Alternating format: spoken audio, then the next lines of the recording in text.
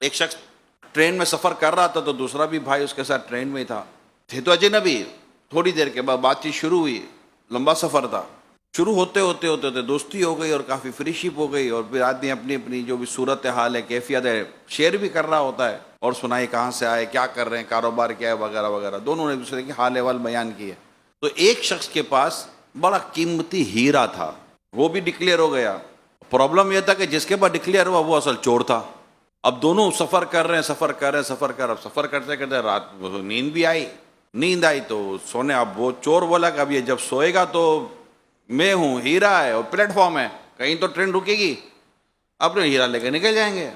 अब वो सोने का इंतजार कर रहा है तो उसने भी सोने की नकल की और वो भी सो गया।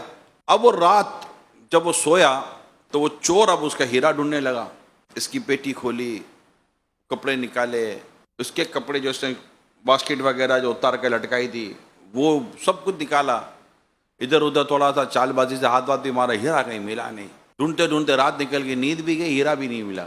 सुबह जब वो उठा तो कहा कि भाई क्या हुआ, कैसी हुई नींद? तो सो तो नहीं सका। कहा तुझे हीरा ही नहीं मिला तो कहाँ से सोएगा?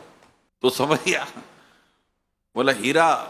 हम बोला भाई तू हीरा, मुझे समझ आ गई तो तू है कौन और तुझे हीरा कहाँ से मिलता? तो हीरा मेरे कपड़े में ढूंढ रहा था, हीरा तो मैंने तेरे कोट में डाल के सो गया था मैं, कि मुझे पता था तो दुनिया में ढूंढेगा लेकिन अपने कपड़े में नहीं ढूंढेगा। हीरा था तेरे अंदर, तो ढूंढ रहा था मेरे अंदर।